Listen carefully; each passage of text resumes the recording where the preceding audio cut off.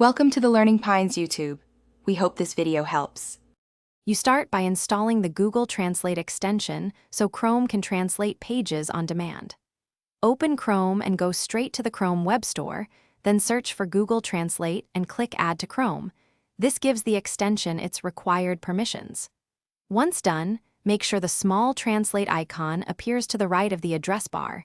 This confirms installation.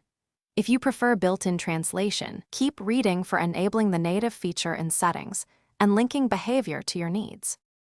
Next, enable Chrome's built-in translator and configure preferences so translations happen automatically when needed. In Settings, open Languages, then toggle on Offer to translate pages that aren't in a language you read. This ensures Chrome prompts you instead of requiring manual action. Once done, click the extension icon on any foreign page to pick a target language or choose Always Translate for that domain. This saves one-click steps later. Make sure the correct language order is set so Chrome prioritizes the language. Finally, test the setup by opening a page in a different language and confirming the translation banner or automatic translation runs. If nothing happens, try clearing Chrome's cache and cookies, disable then re-enable the extension or reinstall it. Sometimes incorrect site language headers block detection. Also remember you can right-click any page and choose Translate to force a conversion.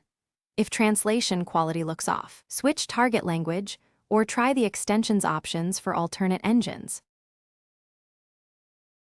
Thanks for watching. Consider subscribing if we helped you.